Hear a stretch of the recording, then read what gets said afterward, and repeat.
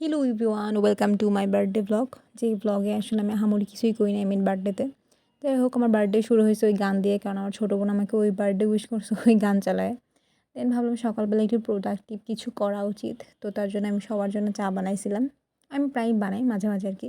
তো আমি লাল চা বানাইছিলাম, কারণ আমার কি একটু গলা ব্যথা হয় আজকাল, কারণ একটু ওয়েদার একটু উল্টাপাল্টা হয়, তো ঠান্ডা গরম।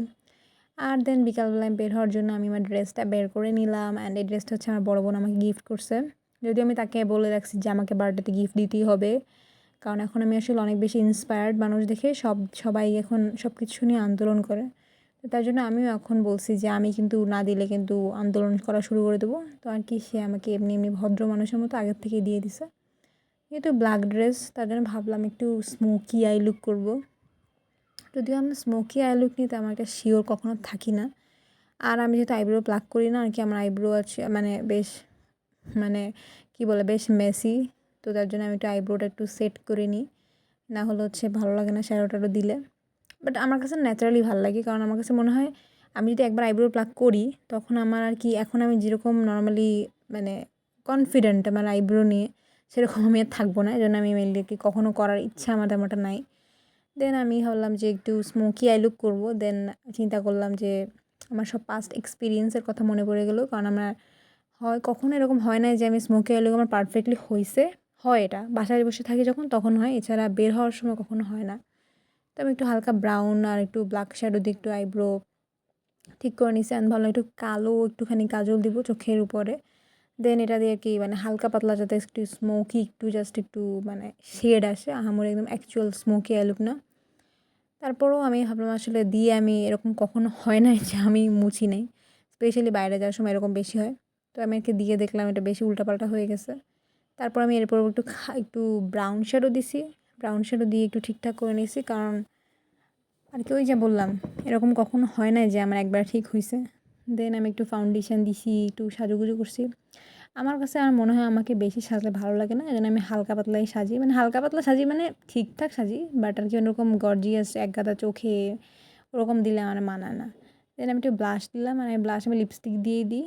ওরকম আহামরি এক্সট্রা আলাদা ব্লাশ আমার তেমন একটা, আমার কাছে কালার আর কি ওরকম ভালো পায় না যেরকম লিপস্টিকে সুন্দর লাগে। দেন আমি 5 রকমের শেড একসাথে মিলে একটা লিপস্টিক দিব।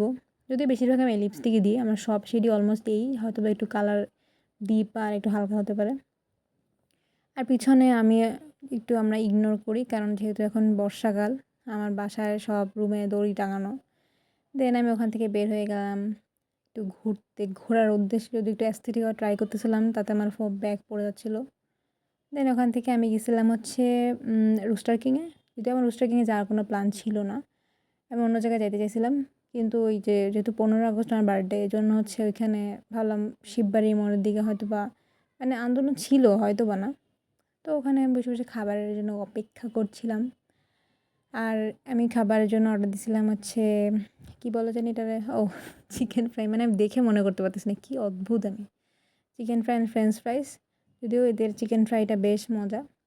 কেএফসির আমার কাছে কেএফসির মতো, কেএফসি হয়তো 19-20 কি জানি একটা মানে ডিফারেন্স আছে, কিন্তু এক্স্যাক্ট জানি না কি, বাট এটাও মজা খাইতে। এটা ফ্রেঞ্চ ফ্রাইসটা অনেক মজা লাগে আমার কাছে। যদি আমার জন্য একটু পরিমাণ বেশি হয়ে গেছিলো, আমার জন্য একটা চিকেন ফ্রাই এনাফ। কারণ 2টা চিকেন ফ্রাই খাইতে গেলে আমি আসলে মানে আমি হাঁপায়ে যাই খেতে খেতে, আমি পুরো খেতেও পারি না। আর এমন না কোনো ঢং, আমি আসলেই মানে যেটা খাই আমার আসলে খাওয়া দাওয়া নিয়ে কোনো নাটক নেই। দেন হচ্ছে এটা 16 আগস্টের এই দিন আমি আর আমার বোন বের হবো ভাবছি, আর এটা হচ্ছে আমার একটা বার্থডে গিফট, যেটা কিনা খুবই সুন্দর। এই ব্যাগটা আমি একটা মানে বার্থডেতে গিফট পাইছি।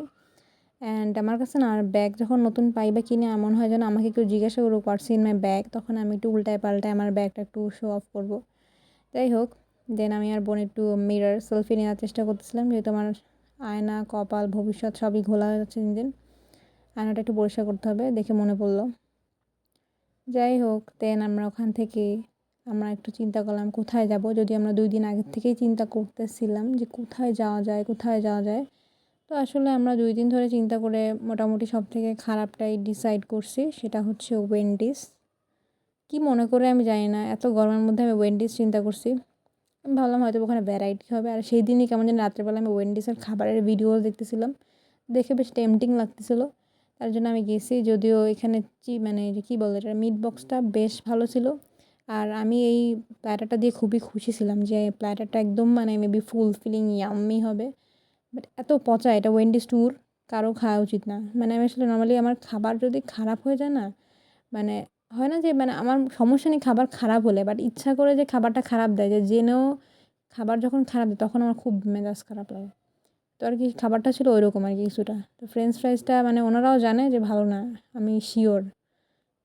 তো আর কি ওখানে দিয়ে আমি খাবার খেয়ে আমি খুবই মেজাজ খারাপ ছিল। বাট আমার দিনটা বেশ ভালো গেছে।